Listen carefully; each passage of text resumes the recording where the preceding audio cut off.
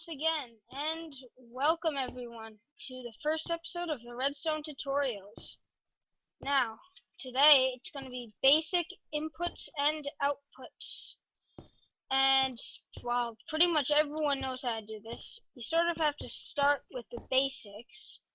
So, other episodes will have things that people don't actually know how to do, but just to start out now, just to see how this goes, I'll start with the basic stuff, which is all of the basic inputs. First thing, lever, simple, pull it, activate something. Now this can be anything. I chose a redstone lamp just because it's like easy, it gives good feedback, like it's either on or off. Other things like note blocks make a sound and it's might be sort of hard to hear. This is just easy to see.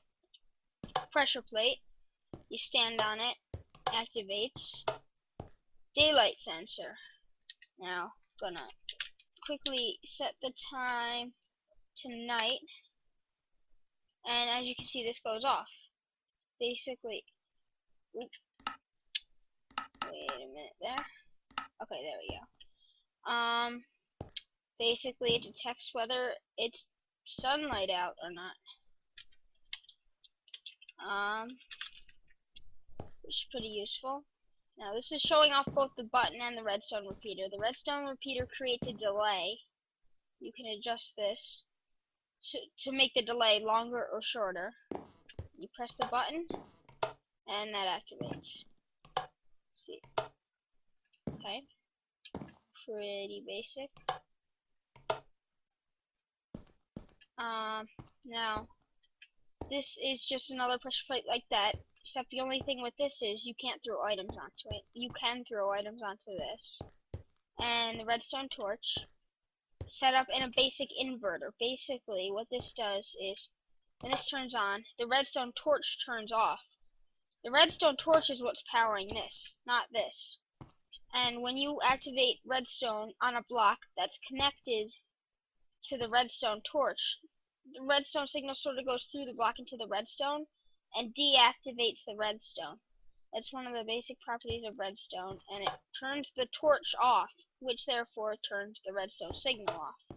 This is probably the most used circuit in Minecraft redstone engineering because it's just like it's very common.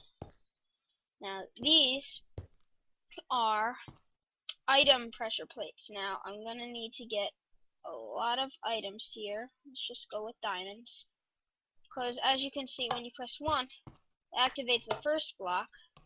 There, you can see that's faintly outlined with redstone, but the redstone signal doesn't go far enough to hear. This is because you need to power it with more items, and eventually, once you get enough items on, redstone signal becomes strong enough to power all the way to this. And when you take them off, it turns off. Now this is very similar. This is a heavy item pressure plate. That's a light item pressure plate. This takes a lot more items. See, you need to put a lot on in order for it to work. Oops, that didn't reach.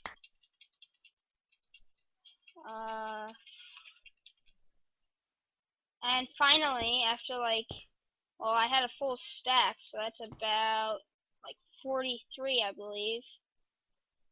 It finally has enough activation to do it. And this is a trap chest. Basically, open the chest and activates redstone signal.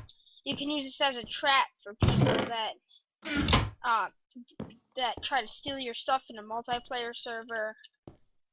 Basically, it's really only for a multiplayer server. I'm sure you could think of some sort of use for it in a single player, but it's mainly for multiplayer as a trap. And as you can see, you can sort of tell that it's a trap chest by that on the back. So you want to sort of have this facing against a wall, so as you can see, people don't tell.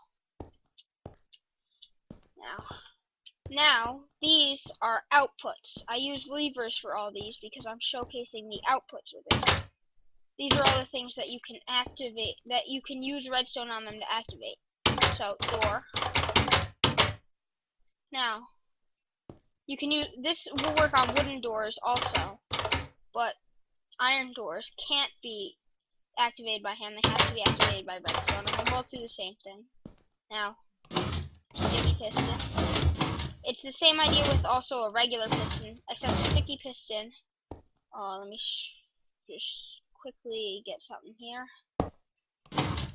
See, the sticky piston pulls it back. If this were a regular piston, it only pushed the block. It wouldn't then pull it back. Note block. It shows the little feedback with the note block and with the little note, and hopefully you can hear this sound coming from it also.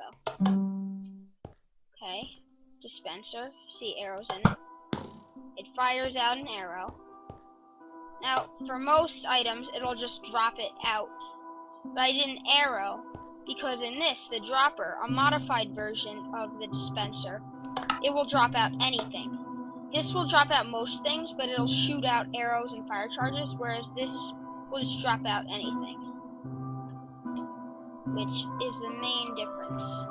Now this, the TNT, is the final redstone activated thing that I can think of, and basically, you can probably tell, and the water stops it from really blowing up. The water absorbs all of the destruction from it, so it doesn't really destroy anything. Well, that is it for this episode. Next episode, I will be doing basic circuits that you can do with these, like AND gates, things like that, and eventually we'll do projects with the knowledge that we have, like we'll make maybe like a clock or something, just a project that can be applied to an actual thing in Minecraft that can be really useful. And that's all the things that you can expect from the series. So, until next time, bye.